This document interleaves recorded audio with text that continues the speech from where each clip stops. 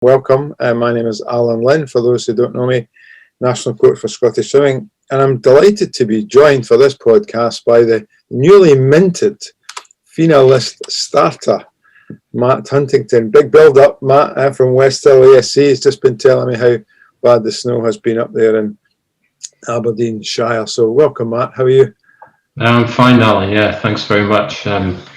Really excited by the news that we got earlier this year about the FINA appointments in Scotland, myself and Derno Jessamine. So really exciting that Scotland's got a couple of officials on the new list. I think it's probably something, I'm not sure of the history of all this. I've known one or two of the people who've also been on the list, so consider a couple of them to be good friends. But yeah, I think we've got a pretty good record of that.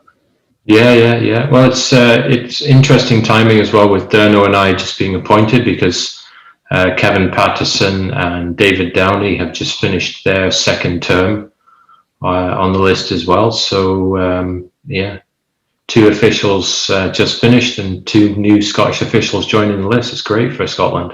It is, and we'll get to talking about things in your journey just in a wee second. But it's a little bit like knowing you're just going down the road for the Olympic Games, but you're not sure whether you're actually going to get to travel and do anything with this list appointment. I know. It's I guess it's been frustrating for everybody not being able to, train and compete over the last year or so. I really feel for the swimmers who've, been out of a sport that they love, because the swimmers are so dedicated. And, from all the volunteers in this sport, it's a huge community, and I'm sure there's people missing a lot of friends over this last year. I'm really looking forward to get back on poolside, seeing everybody again and seeing the swimmers racing. Yeah, I one of the things I feel blessed about is being involved in swimming. I consider it a family as well as a community. Worldwide, you know what a swimming club looks like, what a swimming competition looks like, what a coach and an athlete are going through. And we've all connected extremely well during this pandemic period. And I think it just shows the strength of the sport that we're involved in, that people are prepared to do that, give up the time late in the evening, early in the morning from the other side of the world, and communicate with their peers and with their friends. It's if there's one good thing that's come out of this, it's for me being the bond between the swimming family and swimming community. Yeah. So let's just start right at the beginning, dive in as it were. There'll be lots of bad puns, so don't worry about it. That's just the first of many. How did you get involved in swimming? I'm assuming, although maybe that's a wrong assumption, that you were a swimmer at some point. I was a swimmer when I was younger, between the ages of about 11 and maybe 15 or 16. I lived in Banchory for a little while when I was young, so I swam with Upper Deeside Swimming Club many years ago before moving down to England, and I swam with a club in the Lake District down there up till about 15 or 16. So I was around about then. But the reason why I'm involved in this sport now is really because of my kids. Sure. So I've got 3 kids, all who were all swimmers in their time. When my eldest son started swimming with West Hill in about 2008, that was when, kind of naturally the parents fell into some form of volunteering role within the club. So I qualified as a timekeeper in 2009. Slow up a wee bit. You can't just launch straight into that. There's a journey there which is not as smooth as you're probably going to paint it. How did the urge to volunteer to be involved come along? Was there a press ganging event? Was there a come into this room while we give you a stopwatch kind of event, or how did it happen? Describe that moment where somebody said to you, Matt, how do you fancy? Yeah, well, I think we'd been to a couple of mini meets with my son when he was 8 years old, but probably looked like bewildered parents sitting in the spectators gallery wondering what was going on deck. And yeah, it wasn't long before the club committees started talking to us and say, it'd be great, if you got more involved, and how do you fancy being a timekeeper? We're always needing new technical officials. So I still remember going to the timekeepers training course, sitting there scratching my head thinking, what are we doing? Surely we just need to push stop and start right on the button. But no, I mean, going on that timekeepers course is the first introduction, because the trainers at the time explained to you what, how the club runs and how the officials team works on deck and everything. So yeah, so that was it. And then a couple of weeks later, I was standing on deck getting really wet as a timekeeper. My 18-year-old swimmers piling at me with the butterfly stroke. And here you are, still getting wet with yeah, even bigger and faster swimmers. Yeah, that's right. So so that was great. So we just, and with the kids swimming quite regularly in competitions, you become more and more involved, and you get to know what all the other officials are doing on deck. So lift the lid on things a wee bit for us. What happens when officials are not on deck? Say it's a weekend competition rather than just a sort of league event or whatever, where everyone comes and goes at the same time. What do the officials do whenever they're not on deck? What do we do on deck? So when we arrive at a competition? No, if you're not on. So when you're not timekeeping or judging, what do you do? Well, you all disappear off into the palatial surroundings of the officials' VIP green room. Drink tea and coffee, eat the free biscuits. No, we get we get a briefing by the referee or the referees on who are running the competition that day, let us know about all the events and if there's any sort of special conditions or events that we need to know about, and we all get assigned our duties for the session ahead. So it's an informal briefing just to make sure that everybody knows what they're going to be doing for the next 3 hours. And in terms of your own journey, so you talked about club, timekeeper. What happened after that in terms of the sort of stages of official qualifications and so on did you do? So I was a timekeeper for about a year or so, and then went on a training course locally here in Aberdeen, which was the first step in becoming a judge, or what they call a judge level 1. So judge level 1s are the people that you see standing at the ends of the pool, monitoring the starts and the turns and the finishes of the swimmers. So it was a workshop where we learned the sort of basics and the fundamentals, and then we go on to deck over the course of several months to be mentored by qualified officials. So that's where you get to sort of practice your trade, learn more about each of the strokes and what the swimmers are doing, what to look for, and learn also how to spot infringements to the rules and how you would report those to the referees. So there's a couple of workshops, about 10 sessions maybe on deck getting mentored, and then we had an assessment to check our knowledge and check we were competent to take on the role before we came qualified. Do you have to do a set number of competitions or hours and logging your experience as part of that as well? Yeah, we log all of our experience. It can be anywhere between maybe 7 and 10 sessions on deck, because you need to cover all of the strokes and the events. So including the individual medley, and then there's some optional elements which you don't always see at competitions like lap cards and bells, etc. And then once you've filled out your log for that, a final assessment's arranged, and that's done an assessment with a referee just to check that you understand all of the rules and that you can perform the role competently. Now you've obviously risen to a very high level if you're on the FINA list, but how much of that was, so Matt's on his first ever competition, he's got a stopwatch, he knows which way around to hold it and how to use it. How much of Matt then was ambitious about being Matt now, and how much of it was just things falling into place for you? That's a really good question, Alan. I think I still remember the first time going out on deck when I qualified as a judge, very nervous, standing at the end of the pool, wondering if anybody was watching me. I wanted to make sure I did a good job. And then you get relaxed into it pretty well, because everybody around you is really supportive. We all remember when it was our first time on deck in a new position, freshly qualified. But everybody's absolutely fantastically supportive. So I think at that point in time, I hadn't really thought very far ahead about how far I was going to go. It was, a volunteering role, supporting the kids, supporting the club. But over the course of, so when I qualified as a judge in 2011, and then I went up through the different judging levels and became a starter in 2014. I do remember at that point in time when I qualified as a starter thinking, right, that's pretty good, that'll do me. I didn't have any plans to be a referee even.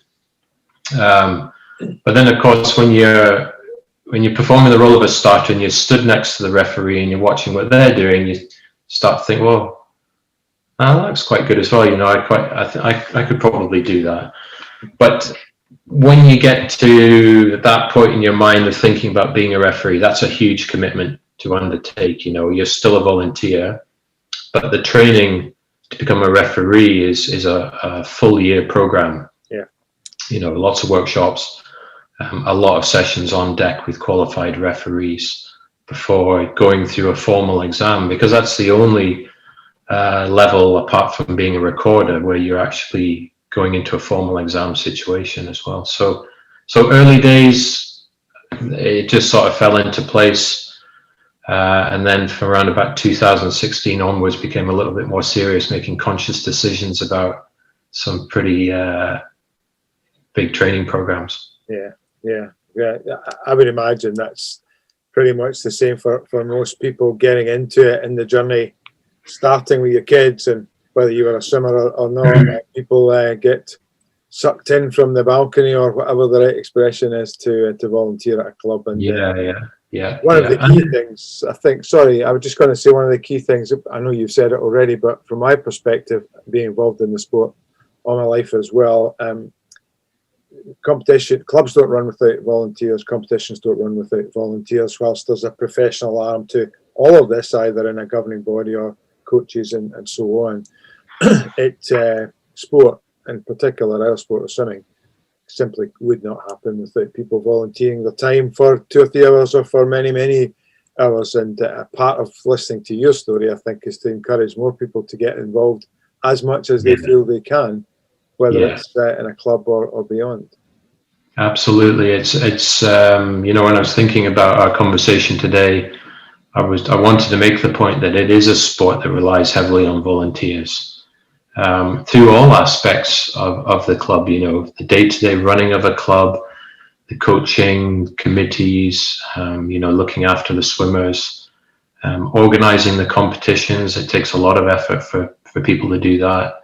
And then the officials on deck as well, and the officials probably look like the most formal part of that volunteering world, because we're all wearing a uniform as such, in our whites, and we're all behaving ourselves and following rules. But ultimately, it is a fun sport to be involved in, and like I said earlier, I've made a lot of good friends in what is a fantastic community. So we rely heavily on volunteers.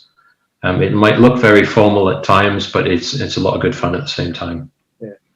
We'll come back to that behind the curtain stuff a wee bit later on. You're not getting off that easy, but what about, can I just ask you, and it's a relatively straightforward answer, but there may be a more of a story behind it. You're still involved, but I'm guessing, I think you said already, your kids are not involved anymore. Was that a moment where you said, I quite like this, I did this before and I'm really enjoying what I'm doing? Or was it just natural that because you'd been involved, you were going to stick at it? So all 3 of my kids have finished swimming now. My eldest is at university, and the other 2, one of them plays a lot of football and the other one does something else. So it was a conscious decision to stay involved in the sport. I was a referee at that point, and I was, so that would have been around about 2018. And I was involved in the Scottish Swimming North District region as well, both on the executive committee and in the technical officials committee. So it was a conscious decision to stay involved.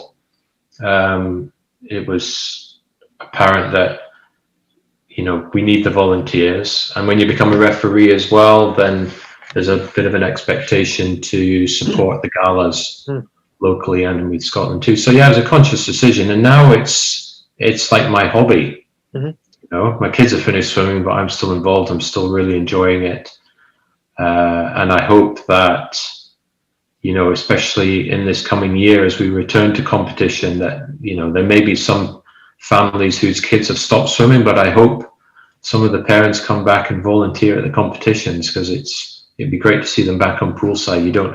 Your kids don't need to be involved competitively for you to still be involved in the sport as well.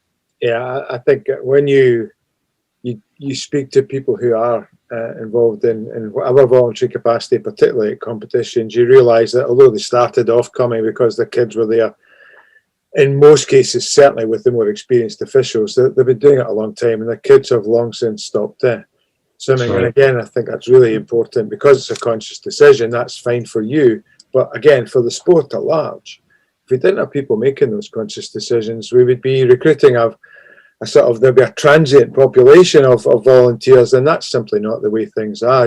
People make it you call it your hobby. In some respects, some of my friends who are retired from being active technical officials are still very involved in either swimming or sport in a voluntary capacity, because in many ways it's what defines them. And in some ways you'll be identified now as a FINA list official, whether that's something you wear obviously or not. That's a very prestigious thing to have, and something you should be rightly proud of. Yeah, absolutely. I'm really proud to still be involved in swimming. And, you know, and having this opportunity to be on the FINA list after going through the British Swimming Development Programme, it's a real honour. You know, I am really proud of it, and I'm proud of everybody that's been nominated this year within British swimming. You know, myself and Durno and a couple of other referees and a starter in England as well. It is a real honour, and I hope we get the opportunity to go to some fantastic competitions as well. I mean, I absolutely love being involved locally here. I still say that the best meets to go to are the mini meets. Yeah. Right. So you know, kids aged 8 to 11 or 12, and those are the most exciting meets, because the level of enthusiasm and excitement on deck is, you know, I mean, it's exciting to be involved in elite sport, but the mini meets are brilliant as well. Absolutely brilliant. So it's definitely a real honour being nominated and getting the opportunity to go to these big meets, but I'll still be supporting everything locally as well. Yeah, I think that connection throughout the sport is again something that defines the people who volunteer in swimming. They start and continue to be involved at local level. They never lose that, even although they may do things beyond it, district and national, or even as you've described at international level. You still belong to a club. West Hill is your club. Yes, that's right. Yeah, which I'm sure you're proud of and your kids enjoyed. But that's your root into your roots rather in the sport. Yeah, absolutely. True for every technical official the world over. They will be a club member somewhere. Absolutely. Yeah. So, brilliant. And, you mentioned the development program within British Swimming, and again, I know one or two of the individuals who'll be involved in that. Was there a sort of shadowing or a mentoring or some developmental expertise available to you that you're very grateful for?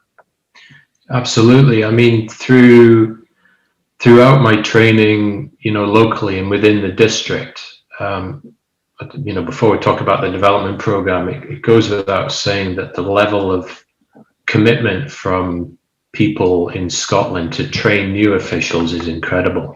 You know, and we've been fortunate enough to have some really good people here, very experienced people to train us through the different levels of judging and starting and through into refereeing. So I think, you know, we're all really proud of the standard of technical officials that we have within Scotland.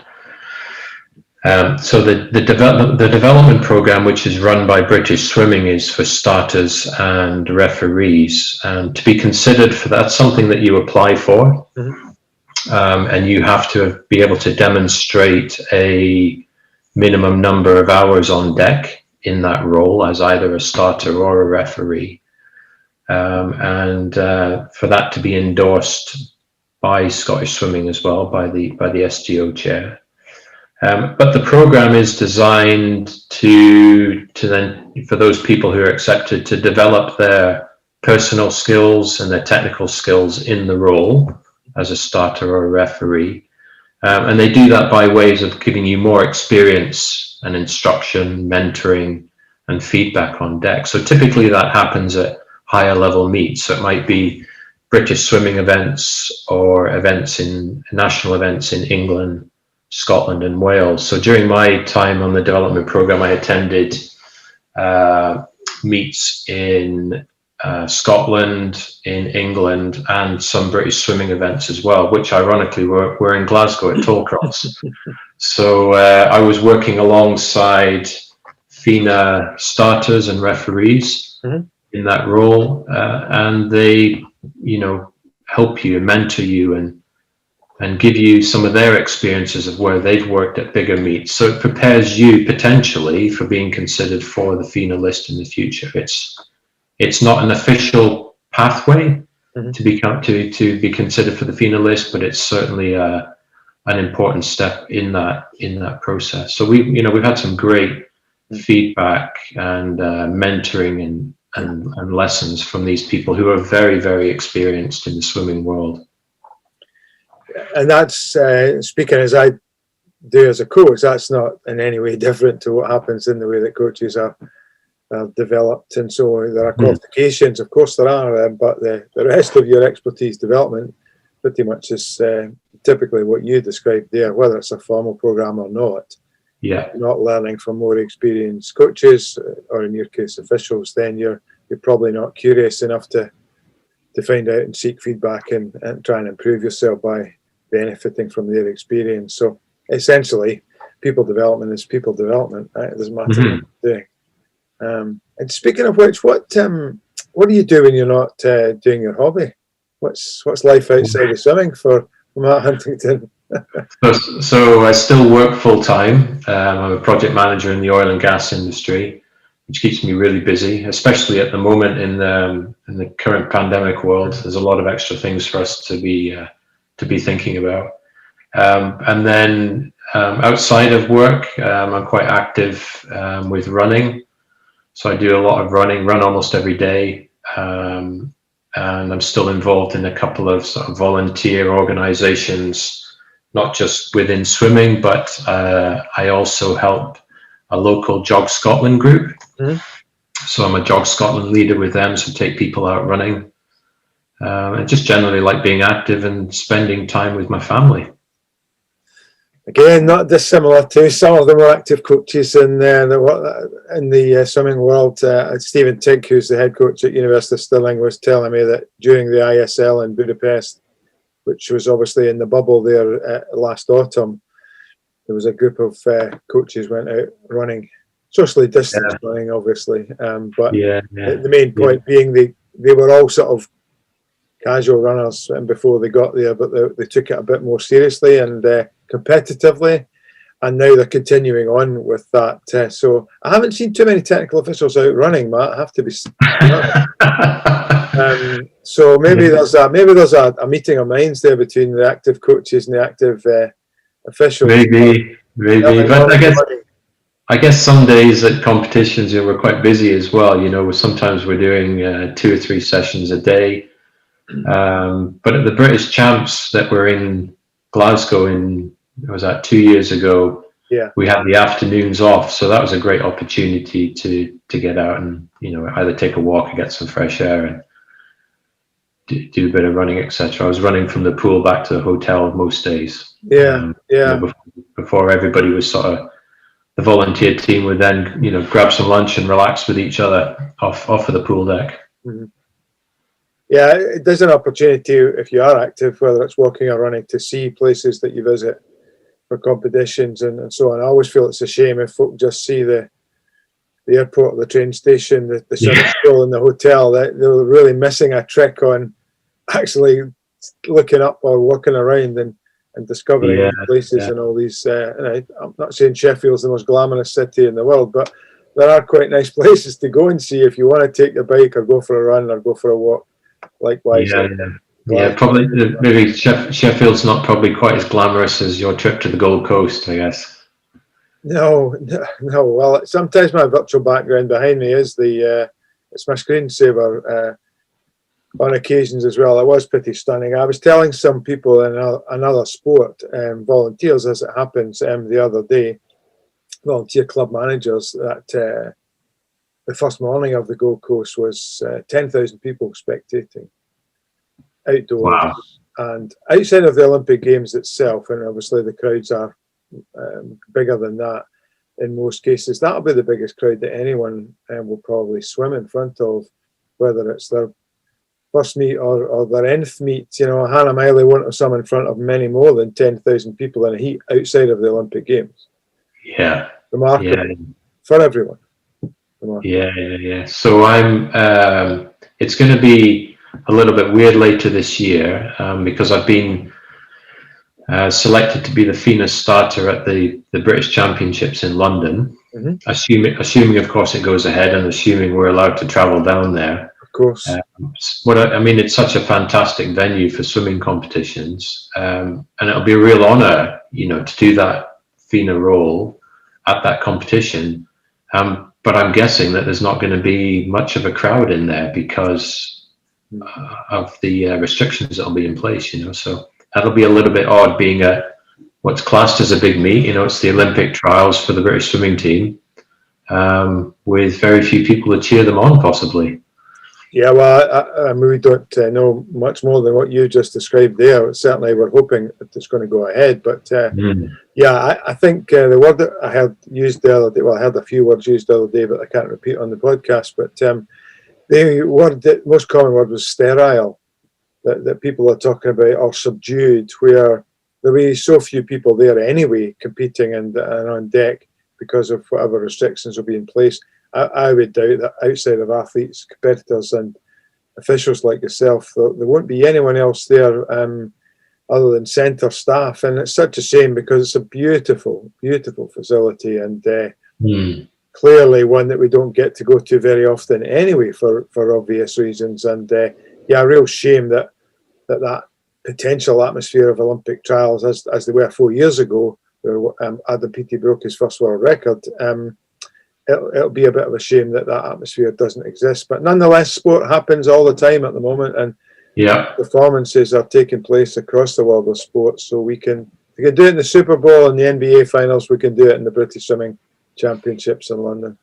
Absolutely, yeah. And speaking of opportunities, do you have any sense at the moment of what some of those openings or opportunities might be for you on the FINA list, or is that a detail to be ironed out still? Probably early days, but I guess by comparison with other, official referees and starters that have been on the FINA list before, I mean, we get the opportunity to work at the bigger meets within the whole of the UK. Mm-hmm. So like the British Champs, the British Summer Champs, and there's other competitions within the UK where, generally speaking, they have FINA referees and starters appointed to them, including Masters swimming as well. Of course. So at the Swim England Masters Championships, which normally takes place in Sheffield every October, which is a fantastic event to go to. If anybody's never been to that before, it's quite a spectacle. They're running two 25-meter pools at the same time. If you get a job on the boom, you're definitely going to get wet at that competition. Guaranteed.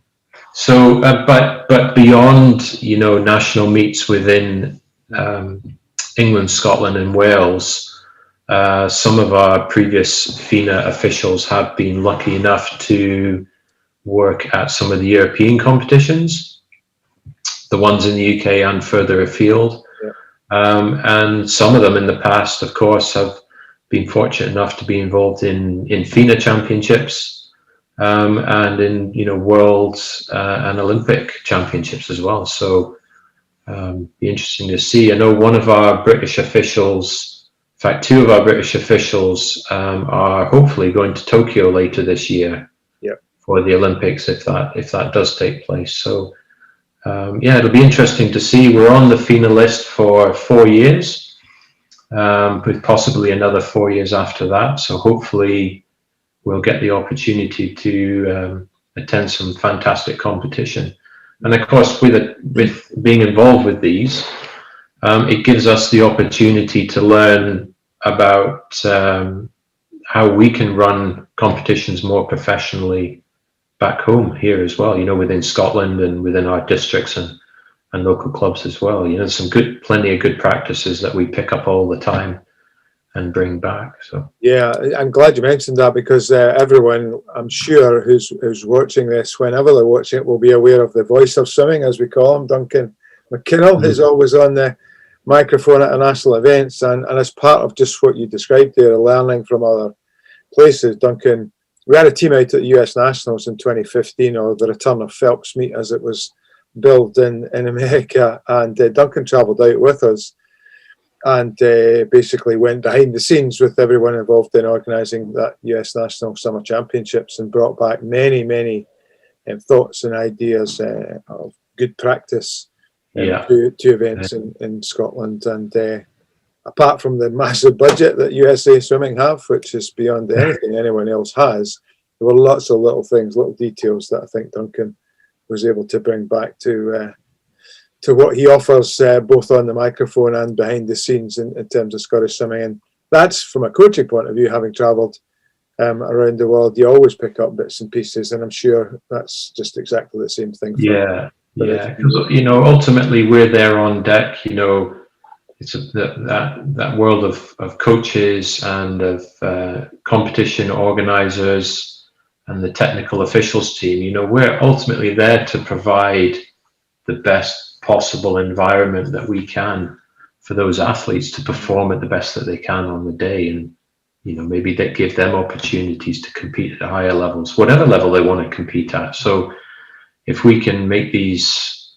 competitions run more smoothly and a bit more professionally, but still keeping it at that sort of volunteer-friendly level, then it's fantastic. So really looking forward to the next 4 years, and crossing my fingers that we will get a competition sometime soon. Yeah, particularly somewhere nice and sunny like the Gold Coast. Well. So my reference earlier on about the Olympics being down the road, of course, the Commonwealth Games are down the road next year in Birmingham. So I hope a big presence of British swimming, Scottish, English and Welsh officials will be able to tap into that in some way or another, much like people did in Glasgow in 2014. Absolutely. I mean, it's going to be fantastic having another Commonwealth Games in the UK again. I've lost track of how many Commonwealth Games there have been in the UK now. I know Manchester's been fortunate enough to host it a couple of times, but Birmingham's building a brand new pool as well. Yeah. So going to be a fantastic facility there for the games and for the community beyond that. Hopefully that gives another opportunity for officials in the UK to be involved at a really high level competition. Very exciting. Yeah, and if people are thinking about that, I'm not sure of the exact web address, but I'm sure they'll be looking for volunteers in every capacity to help with the, I nearly said the Olympics there, Commonwealth Games in Birmingham, like the volunteers in London in 2012 and Glasgow 2014. I'm sure the volunteer programme for Birmingham 2022 is... Yeah, one of my lasting memories, and it sounds a bit of a cliche, when we went to watch some of the events, swimming and cycling and a few other things at Glasgow for the Commonwealth Games there, was just the enthusiasm from all of the sort of, volunteers, people that were standing around helping people find their way. It was absolutely fantastic. It was just contagious almost. Clydesiders, with their big foam fingers pointing you in the right direction. That's right. Yeah. It was amazing. we could probably both talk swimming all day. Certainly, I know I can, and it sounds like you can too. But you've maybe got a day job to go back to, and I'm sure there'll be enough in this particular last, whatever it's been, 40 minutes or so, for the people who do such things to splice it and edit it and take out all of my swear words. And no, there weren't, honestly. I guess one final question. It hasn't really been much of an interview. It's been a conversation, which has been lovely. What still drives you, motivates you to be involved in this sport of swimming? It's a really open question, and I could answer it in my way. But what is it in particular that you still love about and you still want to be involved in this amazing sport of ours? Well, first and foremost, I genuinely really enjoy watching the racing. I love seeing kids from a young age up to elite athletes, arriving at the pool, getting that buzz, and getting in the pool and racing and doing something that they love. I find it really, really exciting. Sometimes, when you're a volunteer, you're quite focused on your job, but you're also trying to take in the event as well and enjoy the racing for what it is. So that's, it's a really important thing for me.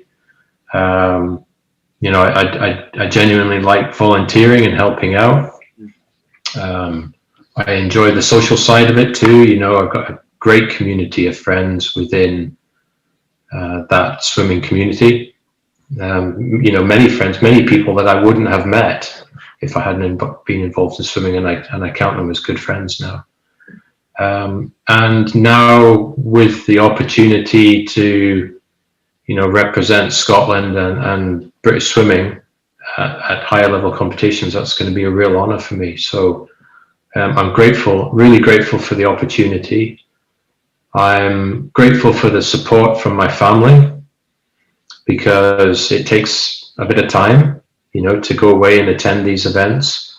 So I'm very grateful for that. My wife's very patient. And I'm really grateful for everybody that's been involved and supported me over the years to get to this point, and being on the FINA list. Some fantastic people locally who have trained me and mentored me and supported me. And it would be remiss of me if I didn't mention Kevin Patterson, because Kevin, as you know, he's just finished 8 years on the FINA lists as a starter. He had some fantastic opportunities, and he's brought back a wealth of experience and good practices to Scotland and the district and locally here. So I'm really, really fortunate to have had his support and help over the last few years, as well as all the other people that are volunteering within Scotland. So yeah, I really, really enjoy being involved in the sport, and I hope we can do it for many more years. Thank you for that. Very wise and powerful words in terms of anybody who's watching us and looking to be involved or to get more involved in this great sport of ours. For those of you who are hoping to hear about what happens after dark with technical officials, then too bad. That'll have to be an extra. And, there's probably some incriminating photos somewhere of people wearing sombreros or something in a Mexican restaurant. There probably are, but we'll not give out your Instagram account just in case anybody wants to. No. There they are. Listen, Matt, congratulations once again, personally and professionally, on behalf of Scottish Swimming. It's great. Yourself and Durno are on the list as we move forward. Look forward to seeing you in person, which would be a nice thing for all of us at the moment. If not before, certainly by the time we reach those British Championships in April, that would be great. And I think a message for everybody. I know it's tough if you're not anywhere near a swimming pool, or your kids or your swimmers, if you're a coach, aren't anywhere near a pool. But the most important thing we can all do at the moment is stay safe, keep ourselves and our families healthy, be as active as you can in the weather conditions, of course, be very safe. But in the meantime, thank you for your time. Been lovely talking to you, and hopefully there'll be some nuggets in there that will maybe inspire some other people to start on a journey like my guest today, Matt Huntington, has done. So thank you, Matt. Thanks very much, Alan. And yeah, I'm looking forward to seeing everybody back on poolside. And I probably sound a bit repetitive, but I can't recommend it enough. It's good fun, and you learn a lot along the way and make a lot of good friends.